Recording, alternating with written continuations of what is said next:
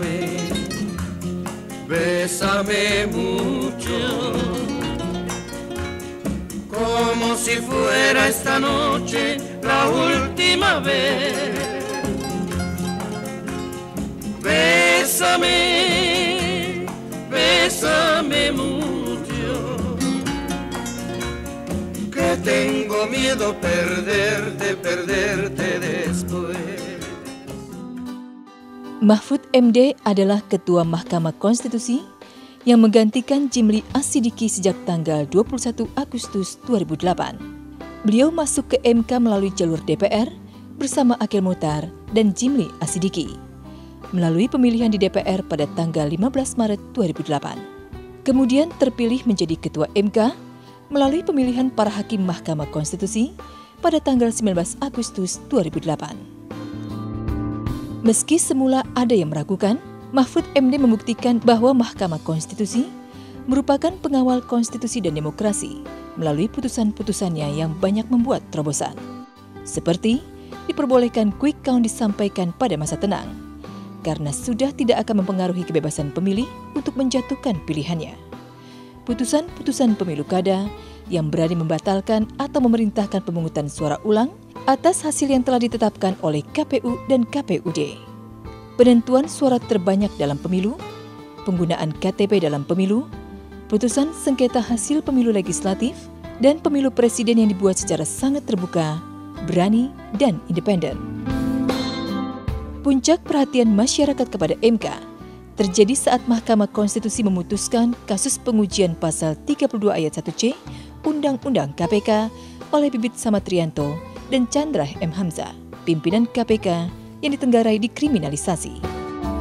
Mahfud MD bersama para hakim konstitusi bertindak tegas memerintahkan agar rekaman pembicaraan Anggodo Wijoyo dengan beberapa orang yang melibatkan oknum penegak hukum tentang dugaan rekayasa kasus itu diperdengarkan kepada publik di persidangan.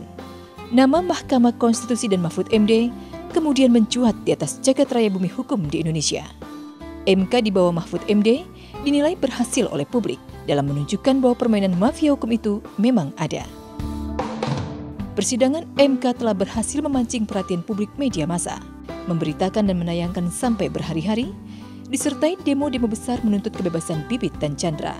Presiden pun turun tangan dan menyatakan kasus Bibit dan Chandra tak diteruskan di pengadilan, sampai akhirnya keluar SKPP bagi keduanya. Media massa dan televisi menjadikan Mahfud MD sebagai berita besar dalam berbagai program. TV One. Nah, penegakan hukum itu tidak bisa sepenuhnya dipercayakan kepada lembaga-lembaga penegak hukum, tetapi juga kepada rakyat. Oleh sebab itu ketika lembaga penegak hukum itu menjadi benteng yang sulit ditembus, kita pakai rakyat aja. Mario Teguh, Golden Ways, Metro TV.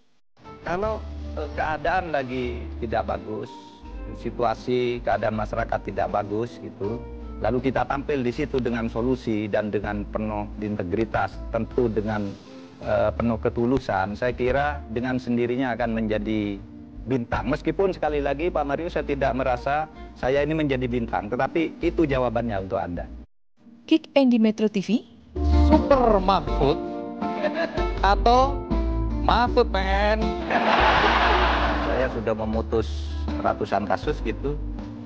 Setiap putusan MK itu pasti ada yang senang dan pasti ada yang tidak senang. Wimars Live, Metro TV. Ya, saya sebagai peminat hukum, pengamat hukum, saya berhak karena saya merasa terpanggil oleh situasi yang karut-marut seperti ini.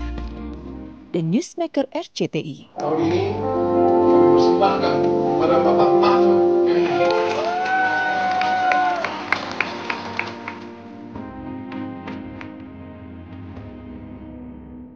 Berbagai surat kabar menjadikan bukan saja sebagai headline di halaman utama, tetapi selalu juga menjadi topik pemberitaan melalui berbagai editorial maupun artikel-artikel berita lainnya. Atas prestasinya itu, MK maupun Mahfud MD kemudian mendapatkan banyak penghargaan.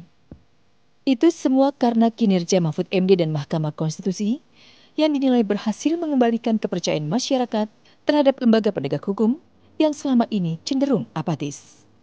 Mahfud MD, alumnus UII dan UGM kelahiran Madura pada tahun 1957 itu kemudian menjadi ikon penegak hukum yang dianggap sangat berani dan berintegritas.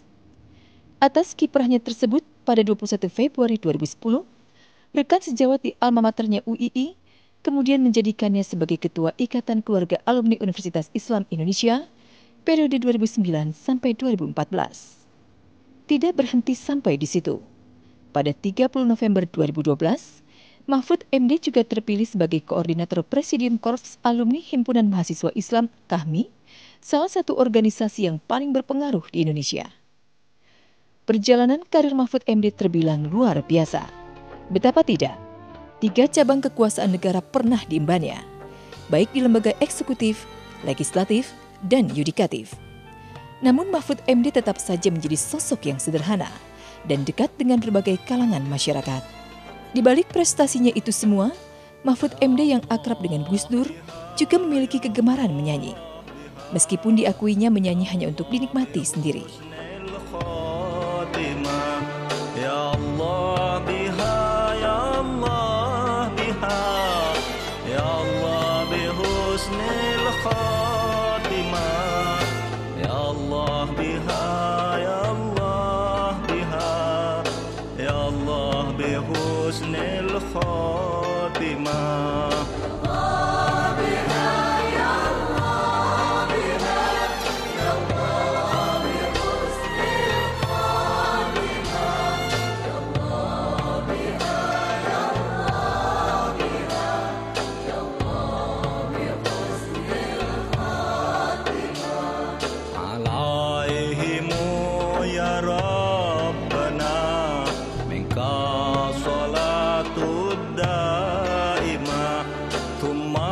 Salatu ala alladhi